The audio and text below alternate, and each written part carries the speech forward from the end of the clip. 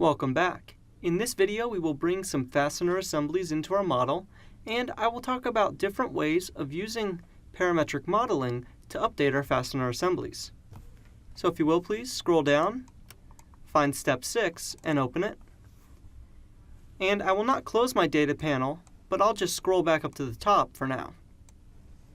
You'll see in our model that we have our bulb assembly, and our model is joined. So let's go New Component, and I will name this Fastener Assemblies. Once that has been renamed, I will find Import Arm Fastener and click and drag into my model.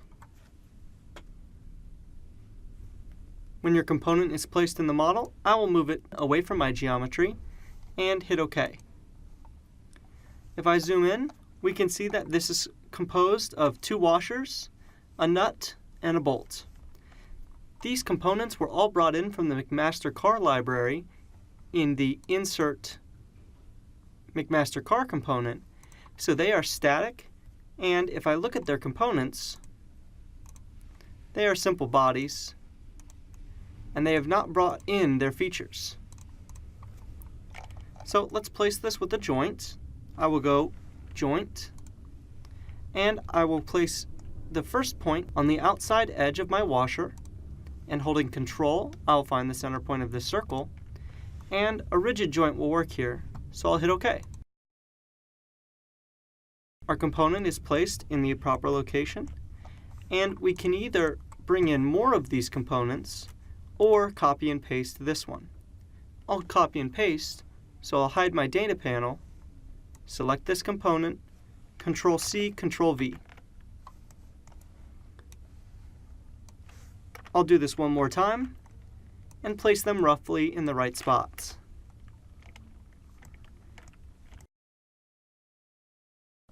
Now let's go to Joint, again selecting the outer edge of my washer and holding Control to select this inner circle. OK. And one more time.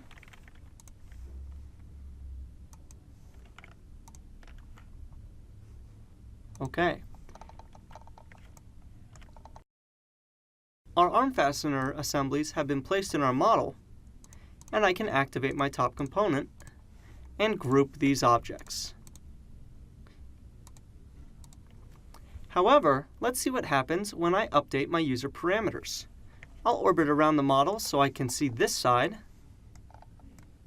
and I will go to Modify, Change Parameters.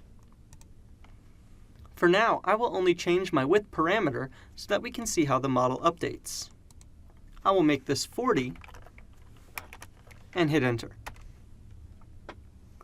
We can see that our model has swallowed up our wing nuts and our washer.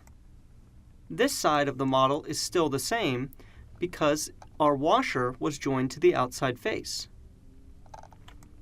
If I go to my top view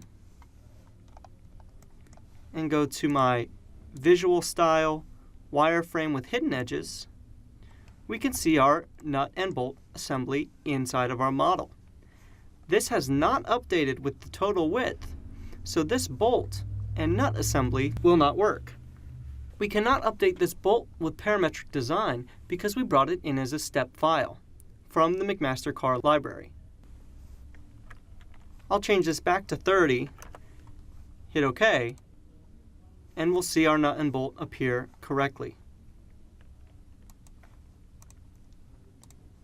I'll go back to Shaded with Visible Edges Only and my home view. This is a small hiccup when using parametric design. Our nut and bolt fasteners that are imported from McMaster Car cannot be updated with our user parameters. We can, however, build our own nuts and bolts based on parametric units, and then when our model is complete and ready to be manufactured, we will know exactly which parts we need to order from McMaster Car or another company. Another option is to bring in the bolt, nut, and washer components individually, assemble them in a new component, and place our joints using our user parameters to set the specific distances from each component, or by placing them directly on the associated faces. Go ahead and save your model one more time. And in the next video, we will begin to look at T-spline modeling for our lampshade. I will see you in the next video.